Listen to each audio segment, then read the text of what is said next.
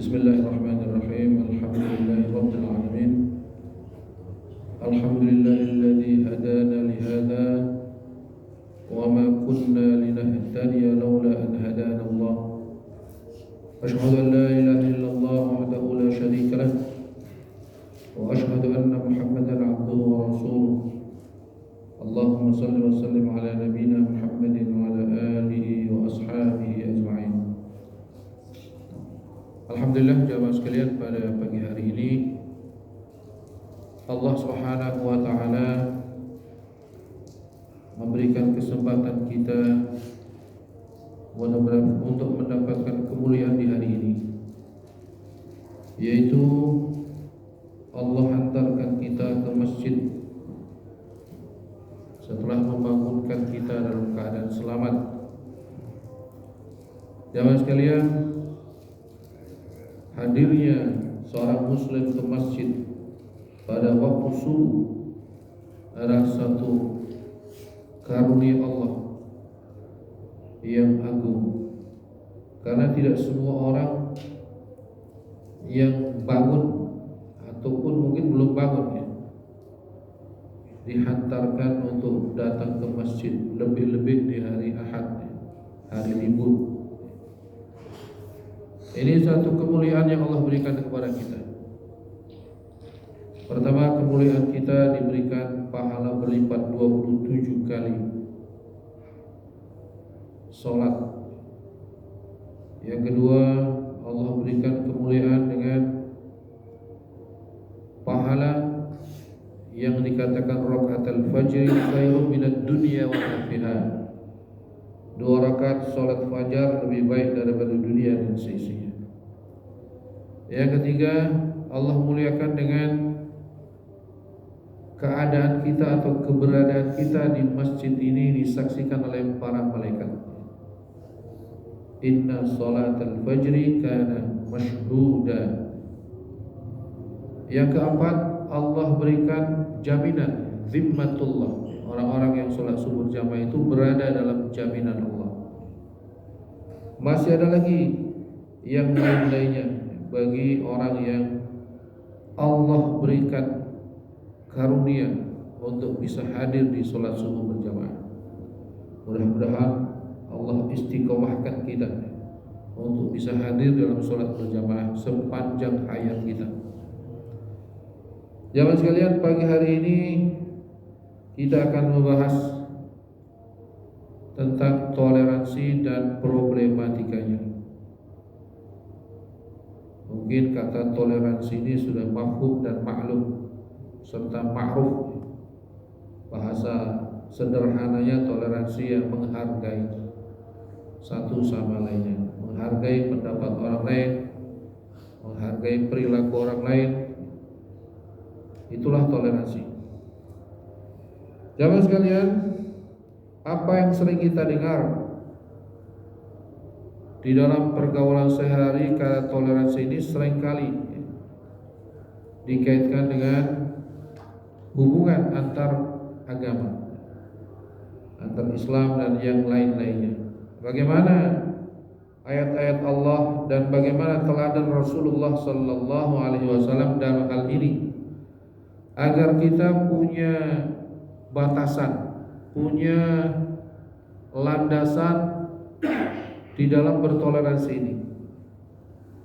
Karena tidak sedikit kata toleransi ini akhirnya melebar kemana-mana, tidak berada dalam koridor yang benar, akhirnya menjadi sebuah bukan penghormatan tapi menjadi penyimpangan. Nah, ini yang akan kita bahas sama sekalian. Mudah-mudahan Allah Subhanahu wa taala memberikan petunjuk kepada kita agar kita tidak kebablasan di dalam mempraktekkan toleransi ini. Jamaah sekalian, Islam sebetulnya agama yang paling secara formal memberikan aturan toleransi paling awal ataupun mungkin paling jelas. Kalau kita membaca ayat kursi, itu di bawahnya ayat berikutnya itu ada bunyi ayat yang bunyinya la ikraha fid din. Qad tabayyana ar-rusydu minal ghayy, faman yakfur bit-taghuti wa yu'min billahi faqad istamsaka bil 'urwatil wuthqa la infisama laha wallahu samii'un 'aliim. Ada kata-kata la ikraha fid din, tidak ada paksaan di dalam agama. Apa yang dimaksud ayat ini? Para mufassir menerangkan bahwa yang dimaksud ayat ini adalah la ikraha fi dukhulil Islam, yakni tidak ada paksaan dalam masuk agama Islam. Nah, ini. Jadi tidak boleh orang itu dipaksa masuk Islam. Makanya kalau ada orang mukhalaf mau masuk Islam kan ditanya, ini atas kemauan sendiri atau bagaimana itu kan? Ada paksaan? Dia jawab tidak, ini atas kemauan sendiri. Karena Al-Quran memberikan petunjuk seperti itu. Tidak boleh orang dipaksa masuk Islam. Coba kalau kita lihat agama-agama lain, tidak sedikit yang melakukan cara-cara pemaksaan untuk masuk agama mereka. Banyak cerita-cerita dengan cara yang halus sampai cara yang sangat kasar. Tapi Islam tidak. Rasulullah sallallahu alaihi wasallam sendiri mempraktekkan itu. Jadi Rasulullah membedakan antara perasaannya sebagai manusia dan sebagai Rasul. Misalnya kepada pamannya yaitu Abu Thalib. Abu Thalib ini statusnya pada waktu di Mekah, Rasulullah di awal-awal Islam itu, Rasulullah itu sangat menghormati pamannya, padahal pamannya ini bukan Islam, belum mengikuti Rasulullah, tapi hubungan personalnya itu luar biasa akrab. Interaksi pribadi Rasulullah dengan Abu Thalib itu tidak ada masalah. Sebagai paman dia hormati, sebagai paman juga dia menghargai Rasulullah, melindungi Rasulullah. Artinya hubungan sosialnya nggak masalah. Nah, ini contoh misalnya di awal-awal Rasulullah Islam. Ada lagi jemaah sekalian, Rasulullah toleransi dalam hal ini kepada menantunya. Menantunya itu ada yang bukan Islam, namanya Abul As, itu suami dari Zainab. Jadi Zainab ini menikah sebelum Islam, pada zaman-zaman jahiliyah, sebelum Rasulullah diutus, kita sebut sebagai zaman jahiliyah. Itu menikah dengan Abul As. Begitu Rasulullah diutus, mereka sudah jadi suami istri. Ketika Rasulullah hijrah, keluarga Rasulullah semua dibawa, kecuali Zainab ini, karena dia punya suami yaitu Abul As yang statusnya bukan Islam. Jadi ditinggal di Mekah. Pada waktu itu belum ada ayat yang berkaitan dengan apa hukum perkawinan seorang muslimah dengan orang bukan Islam. Belum ada. Jadi Rasulullah juga nggak mempermasalahkan. Memang Zainab dan Abul As ini cintanya luar biasa. Secara manusiawi mereka punya rasa cinta yang luar biasa. Pada perang Badar, Abul As ini menantu Rasulullah ini, karena dia di Mekah, posisinya masih status ya kafir, dia ikut perang. Bayangkan menantu melawan mertuanya. Udah itu ketangkep lagi. Abul As ini ketangkep. Coba kira-kira kalau bapak jadi mertua ada menantu melawan, kira-kira gimana? Ketangkep lagi. Jadi Rasulullah Sallallahu Alaihi Wasallam ini kisahkan Pak ya, bisa dibaca di dalam tarikh. Tawanan-tawanan perang Badar ini Ini perang pertama dalam Islam, perang yang luar biasa. Karena perang ini perang yang Allah tunjukkan nasrullah, pertolongan Allah. Karena 300 melawan 900. Menang Pak, menang gemilang nih perang Badar. Nah, tawanan-tawanan perang ini mau diapakan? Para sahabat bermusyawarah. Ada yang bilang dibunuh aja, macam-macam ya. Sampai akhirnya diputuskanlah, kalau orang yang kaya maka boleh ditebus. Artinya keluarganya di Mekah yang punya uang, punya tebusan, boleh menebus. Kalau yang nggak punya uang maka dia diberikan istilahnya kewajiban mengajar 10 anak Madinah yang buta huruf sampai dia bisa baca. Kalau udah semuanya bisa, pinter, baru dia boleh pulang ke Mekah. Nah, ini coba toleransi yang luar biasa. Nah, di dalam tebusan itu orang-orang Mekah pada mengirim barang yang untuk nebus saudaranya itu adalah satu kalung untuk nebus salah seorang tawanan perang itu. Rasulullah melihat kalung itu, langsung Rasulullah bilang, coba saya mohon keridhaan kalian semua, kurang lebih seperti itulah, agar orang yang mau ditebus dengan kalung ini dibebaskan, dan kalung ini tolong dikembalikan kepada yang menebus, kepada yang punya. Nah, ini zaman sekali. Siapa pemilik kalung itu? Pemilik kalung itu Nabi hafal, karena kalung itu adalah kalung istrinya dulu Khadijah radhiyallahu anha yang diberikan kepada anaknya Zainab. Akhirnya Abul As, suaminya Zainab, yang ditebus dengan kalung itu dibebaskan. Kalung ini kembalikan. Masya Allah. Dan itu jemaah sekalian, si Abul As ini bukan sekali ketangkap, nanti ada lagi saatnya ketangkap lagi. Maksudnya betapa Rasulullah itu bisa menahan perasaan sebagai Rasul dan sebagai manusia. Seandainya sebagai manusia saja mungkin kita nggak bisa sabar melihat menantu melawan kita gitu sebagai mertua. Tapi Rasulullah biasa. Tapi akhirnya jemaah sekalian, setelah turun ayat tentang haramnya perkawinan antara seorang muslimah dan orang yang bukan Islam, maka akhirnya Zainab itu ke Madinah. Berpisahlah dengan suaminya. Betapapun Zainab sangat mencintai suaminya, karena turun ayat itu dan Rasulullah meminta Abul As untuk melepaskan Zainab, dilepaskan. Karena Abul As ini secara fitrahnya dia bukan orang jahat, artinya orang yang pengkhianat, itu bukan. Dia orang baik sebetulnya secara nuraninya ini. Sampai akhirnya Abul As ini menyusul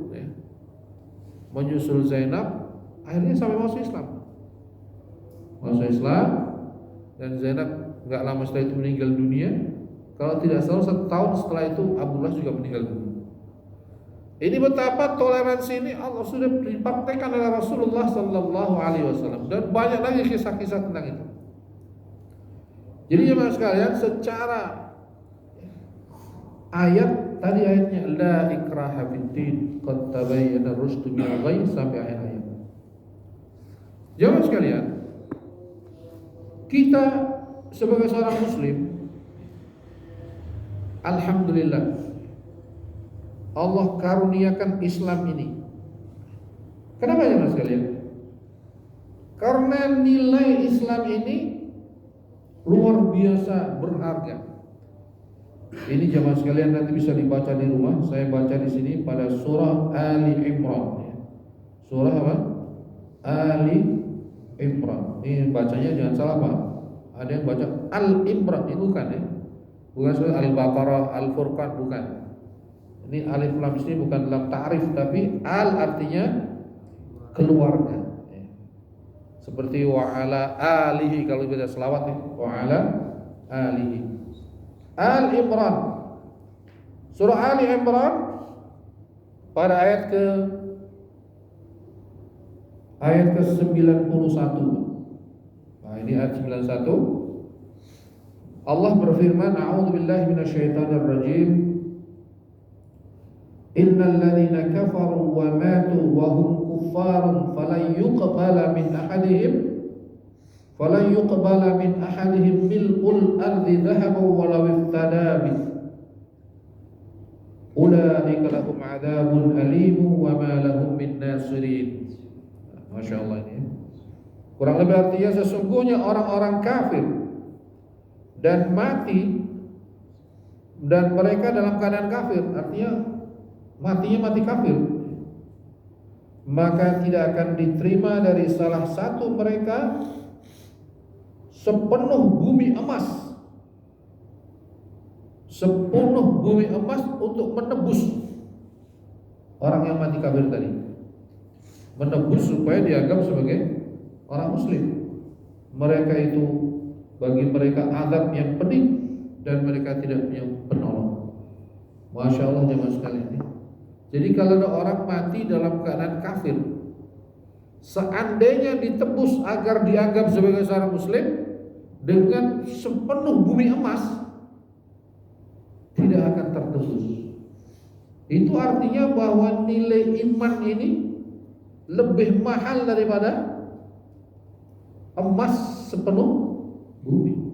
Nah, ini jemaah sekalian. Maka kita harus banyak-banyak bersyukur, alhamdulillah, dan harus bangga sebangga-bangganya sebagai seorang muslim. Karena sebegitu mahalnya nilai iman ini jemaah sekalian. Maka kita sedih hari ini sekalian.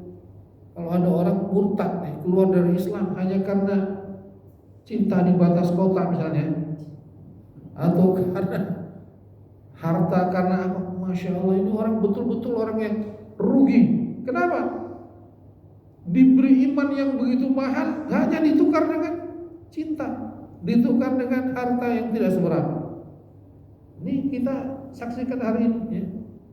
Jumlah orang-orang murtad ini tidak sedikit.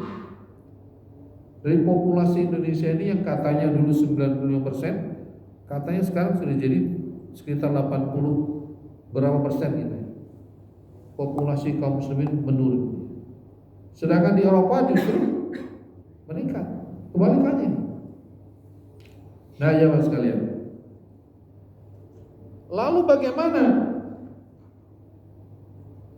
Quran memandang orang-orang yang mengikuti agama selain Islam? Kalau surah Ali Imran juga kita baca di awal-awal surah Ali Imran ini ada ayat panjang. Di tengah ayat itu ada bunyi Innad dina indallahil Islam. Ayatnya panjang Pak, saya baca tengahnya aja ya. Innad dina indallahil Islam. Sesungguhnya agama yang ada di sisi Allah adalah agama Islam. Lalu Allah tegaskan ini jemaah sekalian dalam surah Ali Imran juga, yaitu ayat ke-85. Nanti bisa dibaca Pak. Ini tadi semua di surah Ali Imran. Apa kata Allah? A'udzubillahi minasyaitonir rajim. Wa man yabtaghi ghairal islami dinan falan yuqbala minhu wa huwa fil akhirati minal khasirin. Yang artinya kurang lebih, dan barang siapa yang mengikuti atau yang memeluk selain Islam, agama yang lainnya, mengikuti selain Islam sebagai agama, maka tidak akan diterima darinya. Apanya? Ya semuanya. Tidak diterima amalnya, tidak diterima segalanya. Wa huwa fil akhirati minal khasirin, dan dia di akhirat termasuk orang yang rugi. Jemaah sekalian, ayat ini tegas sekali. Orang yang mengikut agama selain Islam maka tidak diterima amalnya, tidak diterima ya. Segala macam yang dia lakukan di dunia ini, dan dia akan menjadi orang yang rugi. Ini yang berkata Allah.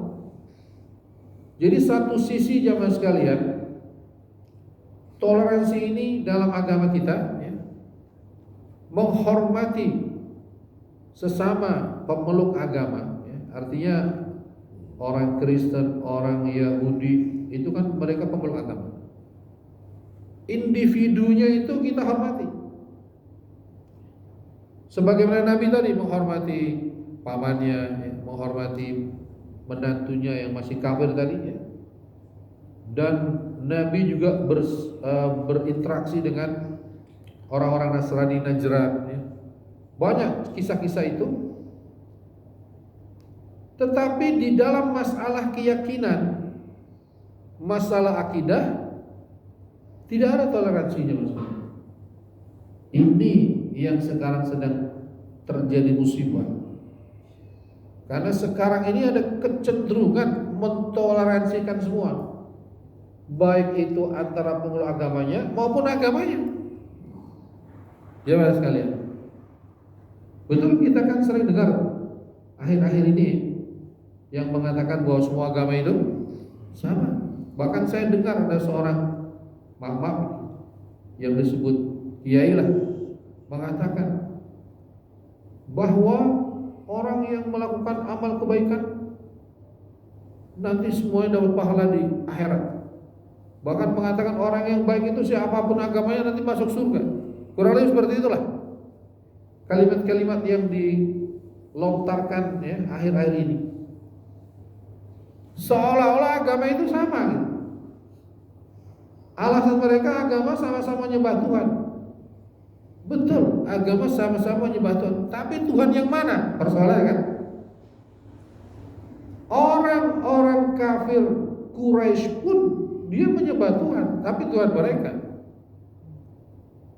Maka ketika datang orang kafir meminta kepada Rasulullah sallallahu alaihi wasallam untuk sama-sama menyembah, gitu ya. Gak usah bertikai lagi, gak usah yang memojokkan, ya, satu sama lain. Udah bareng-bareng aja deh. Hari ini saya nyembah Tuhanmu, besok kamu nyembah Tuhan. Turun ayat, malaikat Jibril turun bawakan ayat, a'udzubillahi minasyaitonirrajim, qul ya ayyuhal kafirun la a'budu ma ta'budun, sampai akhir ayat. Hai Muhammad, katakanlah, wahai orang-orang kafir, la a'budu ma ta'budun, saya tidak menyembah apa yang kamu sembah. Wala antum 'abiduna ma a'bud, engkau juga tidak menyembah apa yang aku sembah. Itu artinya Tuhannya beda, ya. Sesembahannya itu berbeda. Bahkan kalaupun sesembahannya ada yang sama, itu pun ada perbedaan lagi. Misalnya ada agama juga mengakui Allah sebagai Tuhan, tapi ada Tuhan-Tuhan yang lain. Ketika orang bertanya siapakah itu Allah, turun ayat, qul huwallahu ahad, Allah itu Maha Esa, Allahus samad, lam yalid wa lam yulad wa lam yakul lahu kufuwan ahad. Jadi Allah kita ini Tuhan yang Esa, tidak sama dengan apa yang diyakini oleh orang lain, di mana dia punya sekutu, ya. Ada Tuhan-Tuhan yang lain selain Allah. Orang-orang Quraisy pun, jamaah sekalian, dia juga menyembah Allah juga. Ketika ditanya, ya, apakah kamu menyembah patung-patung ini? Tidak, mereka jawab, kami menyembah Allah. Lalu patung-patung ini Allah untuk apa? Liyuqarribuna ilallahi zulfa. Ini untuk mendekatkan diri, ya, sebagai apa bahasa kitanya, ya, ya, sebagai sarana untuk mendekatkan diri kepada Allah. Nah, ini jemaah sekalian. Jadi jemaah sekalian, ketika ada usaha di masa Rasulullah sallallahu alaihi wasallam, ya, mencampurkan antara Islam dan yang lainnya, tegas dikatakan, qul ya ayyuhal kafirun. Nah, ayat tadi juga menegaskan, barang siapa memeluk agama selain Islam, maka tidak akan diterima. Inilah kesempurnaan Islam. Kalau akhir-akhir ini jamaah sekalian, ada lontaran-lontaran pemikiran. Saya katakan pemikiran, kenapa? Karena tidak berdasarkan dalil-dalil syara', pemikiran manusia, berdasarkan pertimbangan-pertimbangan logika rasional. Akhirnya mungkin pertimbangannya jadi hak asasi manusia, pertimbangannya jadi apalagi gender dan lain-lainnya. Akhirnya timbullah pemikiran-pemikiran yang selama ribuan tahun tidak pernah muncul dalam hasanah fikih ataupun hasanah keilmuan Islam. Tapi sekarang orang begitu berani, Masya Allah ya, begitu berani melontarkan ide-ide yang jelas-jelas bertentangan dengan apa yang menjadi keyakinan kaum muslimin selama ribuan tahun. Maka ini zaman sekarang kita bahas hari ini ya, agar kita tidak salah di dalam mengartikan toleransi ini. Artinya Mas sekalian, toleransi ini menjadi satu hal yang lumrah di masa Nabi. Jadi Nabi itu kan kehidupannya di Mekah, di Madinah itu bersama orang non muslim juga. Di Madinah ada orang Yahudi, ada orang-orang kafir, hidup bersama. Bahkan ada piagam Madinah. Sebelum pengkhianatan kaum Yahudi, mereka hidup bersama. Tapi setelah terjadi pengkhianatan, barulah ada peristiwa-peristiwa yang lain. Artinya toleransi pada waktu itu oke-oke aja gitu. Kalau kita baca sejarahnya Mas sekalian, kalau Nabi melepas pasukan perang ya, misalnya mau kemana gitu, itu di antara salah satu pesannya itu, jangan ganggu orang-orang yang sedang beribadah di tempat-tempat ibadah mereka. Ya kalau kita mungkin, kalau di sini kan gereja ya, kalau di sana ada gereja, ada sinagog misalnya kalau orang Yahudi, itu nggak boleh diganggu. Di antara pesannya itu, di samping jangan bunuh wanita, jangan potong pohon, ya, ratakan kuburan misalnya, pesan-pesan Nabi. Tapi di antara pesannya itulah jangan mengganggu orang yang sedang beribadah. Orang lain, maksudnya orang non-muslim, beribadah di tempat beribadah mereka. Ini satu pesan toleransi yang luar biasa. Kita juga nggak boleh ganggu, Pak ya. Nah, ini jemaah sekalian. Jadi Islam ini dari awal berdirinya sudah toleransi.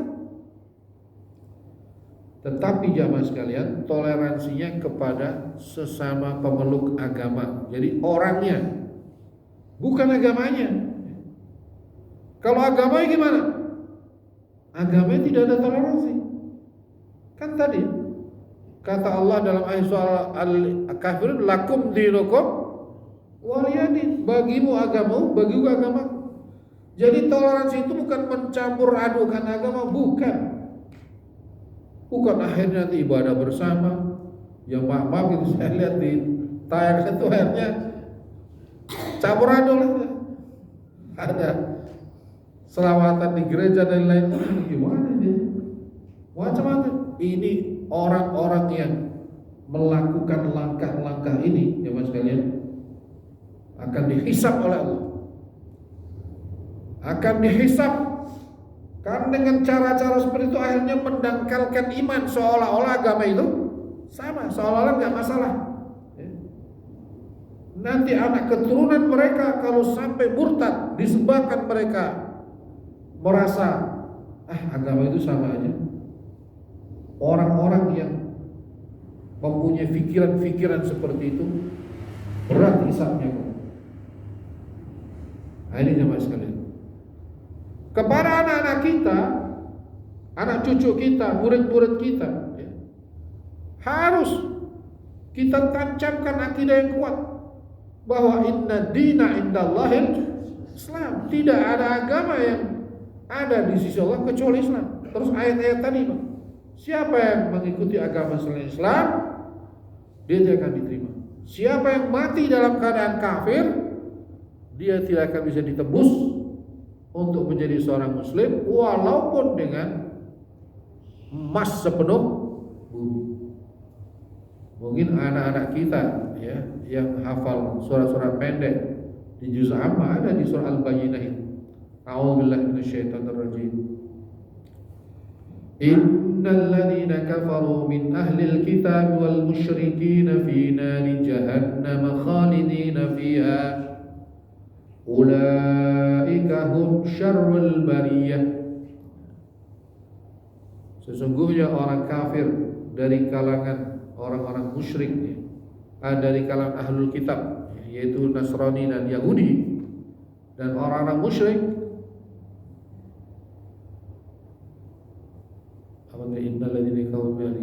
fi nari jahannam khalidina fiha, mereka di neraka jahanam kekal selama-lamanya.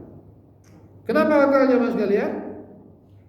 Kalau orang-orang non-muslim ya, orang-orang kafir begitu masuk neraka tidak diangkat lagi. Tapi kalau orang Islam ada iman, walaupun sebesar darah misalnya, karena dia banyak salah dosa, dia masuk neraka juga. Tapi ada saatnya nanti dia diangkat karena ada imannya. Ya misalnya orang beriman tapi banyak dosa ya, mungkin pezina, pemabuk, pencuri dan lain-lainnya, sampai matinya ya belum tobat, belum diampuni oleh Allah, ya terus bagaimana dia harus masuk neraka dulu lah, dibersihin dulu lah kurang lebih ya. Tapi ada waktunya nanti dia diangkat karena dia punya iman.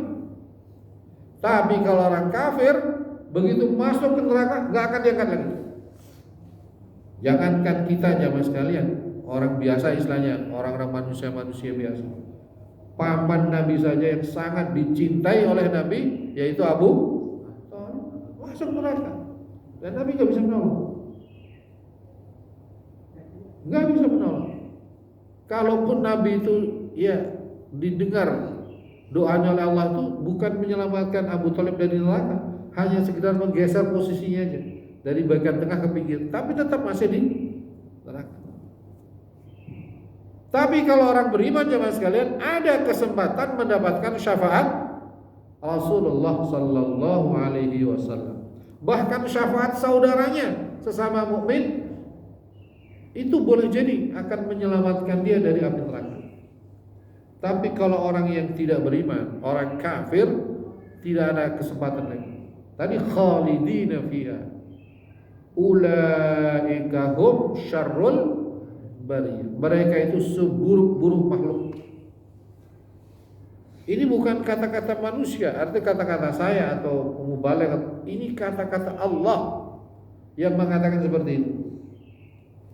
Jadi jemaah sekalian tadi, bahwasanya toleransi ini terjadi kepada pemeluk-pemeluk agama itu. Kita menghormati ya saudara-saudara kita sebangsa setanah air atau manusia manapun ya yang agamanya beda dengan kita. Dalam segi kemanusiaan kita hormati. Kalau sakit ya ditolong, ditengok. Kalau tetangga dia punya hak tetangga. Walaupun haknya berbeda dengan kalau dia seorang muslim, kalau dia saudara beda Pak ya. Tapi dia tetap punya hak sebagai tetangga. Artinya kita wajib menghargai. Rasulullah sallallahu alaihi wasallam mungkin pernah kita dengar ya kisahnya bagaimana Rasulullah itu mempunyai rasa kemanusiaan yang luar biasa tanpa melihat agama. Artinya apa? Kisah ini terjadi di akhir-akhir Rasulullah ya. Akhir-akhir hidupnya Rasulullah. Mungkin kisah ini sudah masyhur ya. Di mana ketika Sayyidina Abu Bakar As-Siddiq radhiyallahu anhu datang ke putrinya Aisyah radhiyallahu anha bertanya kepada Aisyah, apakah ada sunnah Nabi yang belum bapakmu lakukan wahai putri? Kata Aisyah, engkau adalah orang yang paling sempurna dalam mengikuti sunnah Nabi. Tapi ada satu kebiasaan Nabi yang belum kau lakukan. Apa itu putriku? Yaitu memberi makan seorang pengemis buta di ujung pasar. Ada orang Yahudi buta di ujung pasar, kurang lebih seperti itulah dialog itu. Yang mana? Yang buta. Akhirnya Abu Bakar Siddiq radhiyallahu anhu ke sana bawa makanan. Orang sana kan makanannya itu adonan ya, kandung, dikasih makan. Makan, si pengemis buta ini kamu siapa ya? Kamu bukan yang biasa ngasih makan aku ya? Kok tahu kan buta ya? Kok tahu? Yang biasa ngasih makan aku itu sebelum masuk ke mulutku dihaluskan dulu. Abu Bakar nggak main, kalau bubur tuh sih brokal-brokal gitu. Jadi keras ya. Oh, ya maaf gitu terlalu. Kemana yang biasa ngasih makan aku? Sudah meninggal. Siapa itu? Itu adalah Muhammad Rasulullah Sallallahu Alaihi Wasallam. Nangis Yahudi, Masya Allah.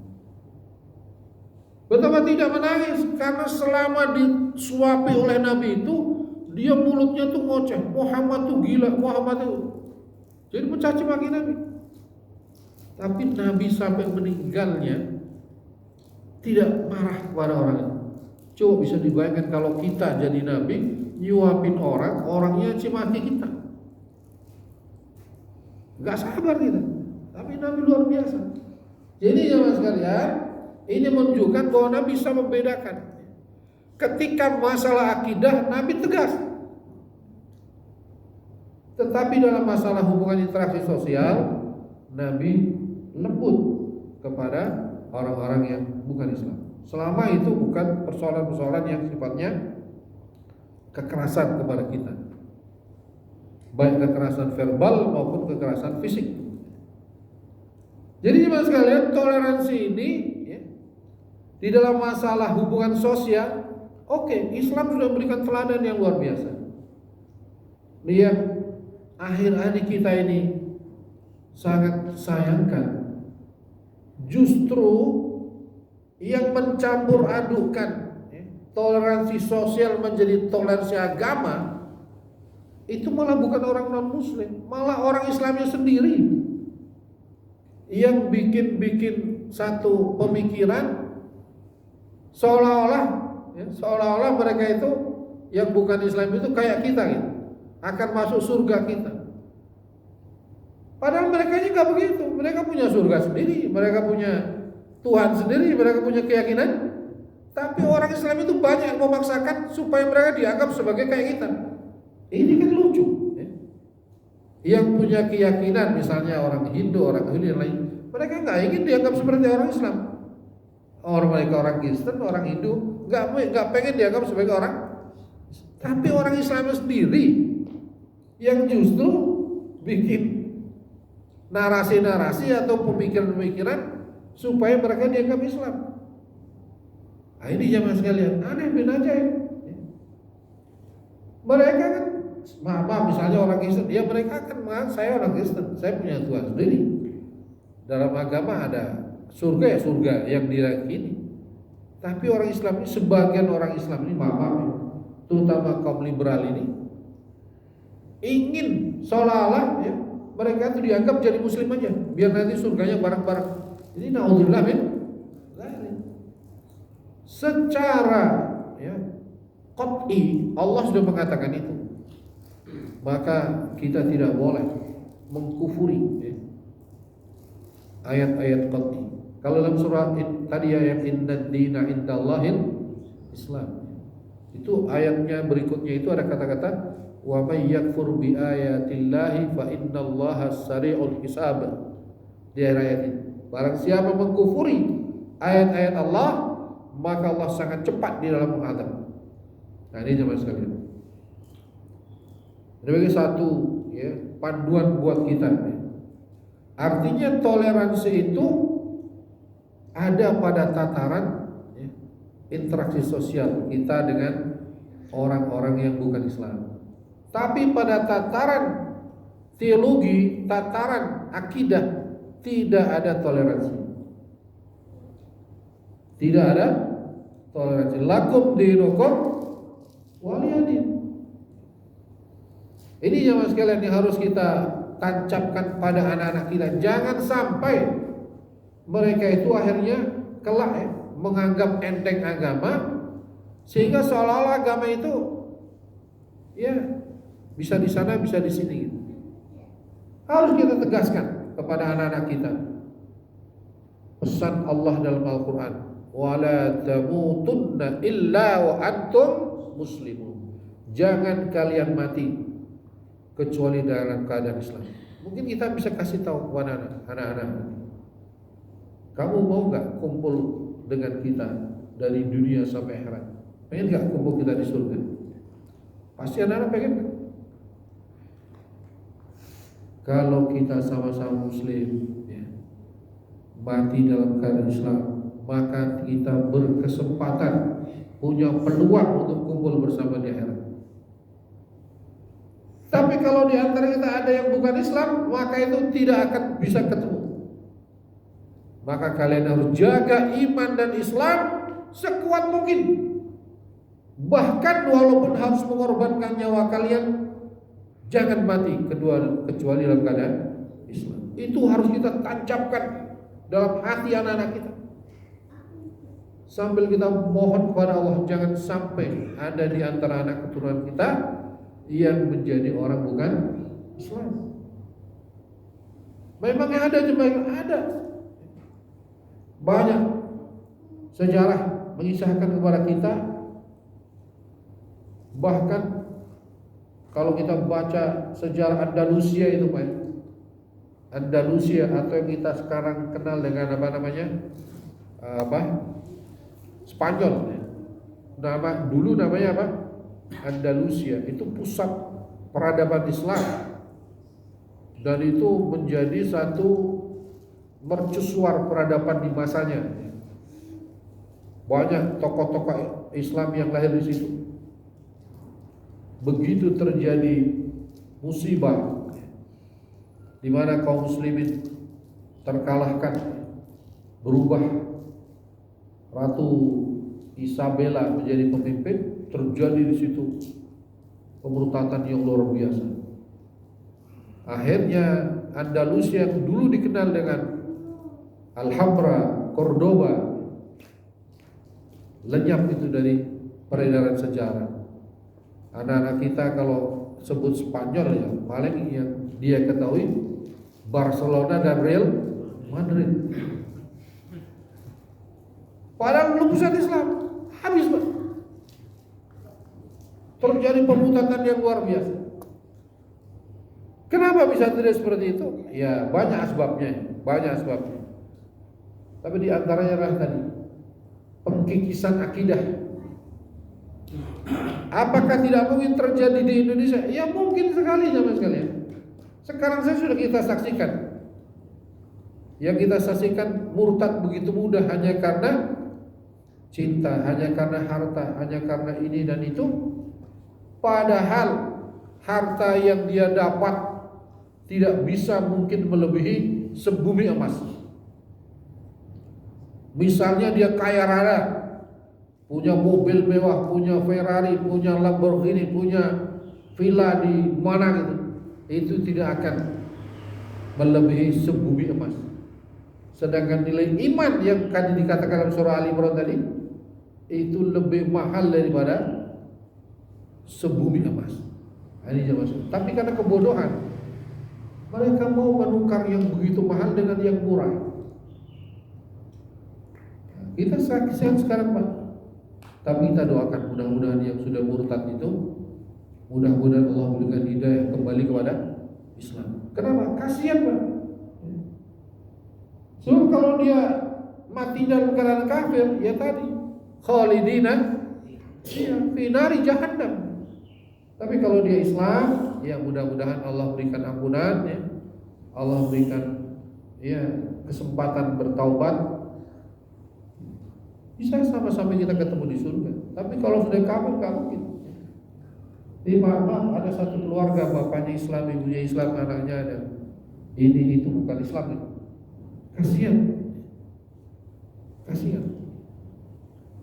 Makanya mas sekalian, kalau kita akhir-akhir ini banyak melihat fenomena-fenomena pencampur aduan agama ini, kita punya tanggung jawab untuk menegaskan bahwa itu perkara yang tidak benar. Wala talbisul haqqa bil batil wa taktumul haqqa wa antum ta'lamun. Jangan kau campur adukan kebenaran dan kebatilan sementara kau tahu itu kebenaran. Al-haqqu mir rabbika fala takunanna minal mumtarin.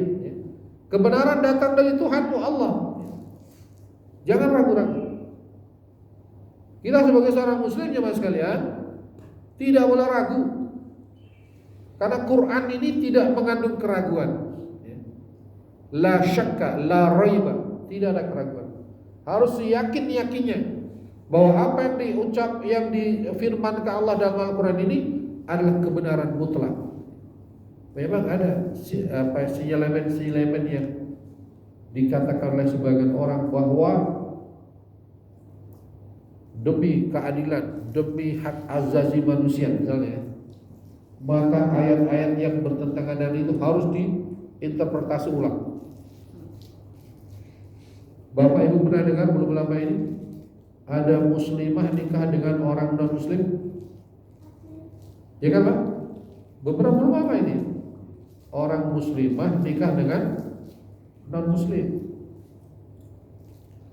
Kalau dalam Quran masih ada ya, pembolehan, walaupun ada beda pendapat di tataran sahabat itu ada beda pendapat, tetapi secara ya dalilnya ada masih pembolehan seorang muslim menikahi wanita ahlul kitab, tetapi tidak ada pembolehan seorang muslimah menikahi ahlul kitab. Dan tidak ada satupun contoh dalam sejarah para sahabat di mana putri-putri mereka atau wanita-wanita mereka menikah dengan ahlul kitab. Kalau sahabat menikah dengan wanita ahlul kitab ada Pak, dan itu memang ada ayatnya. Tapi belum lama ini kita dengar wanita muslimah menikah dengan ahlul kitab. Alasannya apa? Nah, ini ada tokohnya juga itu ketika ditanya itu apa? Alasannya demi keadilan. Human right, hak azazi manusia. Kalau laki-laki boleh, kenapa perempuan nggak boleh? Katanya begitu. Kalau laki-laki boleh, kenapa perempuan nggak boleh? Akhirnya mereka punya pemikiran seperti itu. Jamaah sekalian, keadilan dalam Islam itu tidak selalu sama dengan keadilan yang ada dalam pikiran kita. Dan Allah itu Maha Adil. Asmaul Husna Al-Adil.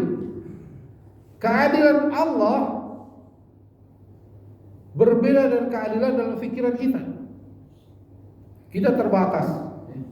Keadilan kita ini terbatas. Tapi keadilan Allah, keadilan sesuai dengan maha kebijaksanaan Allah, yang kita mungkin boleh jadi tidak tahu, belum tahu apa hikmah. Misalnya apa ya Mas? Misalnya contoh, kenapa dalam hak waris itu laki-laki dapat 2 kali dari apa? Apakah tidak adil? Adil ya Mas. Kalau secara hitungan zahir kayak gak adil, tapi itu adil menurut Allah. Di balik itu semua ada hikmah yang mungkin kita belum tahu, tapi kita harus yakin seyakin-yakinnya bahwa Allah itu maha adil. Karena agama ini intinya adalah meyakini apa yang dibawa Allah dan apa yang dibawa oleh Rasulullah SAW. Jangan sekali ini baru satu bahasan toleransi eksternal. Mungkin lain kali kita bahas toleransi internal Pak. Selain toleransi internal juga ada itu masalahnya di sementara yang eksternal. Mudah-mudahan menjadi manfaat buat kita semua. Wabil khusus bagi saya pribadi, yang benar datang dari Allah, yang salah datang dari diri saya sendiri. Subhanakallahumma bihamdik, asyhadu an la ilaha illa anta, astaghfiruka wa atubu ilaik. Wassalamualaikum warahmatullahi wabarakatuh.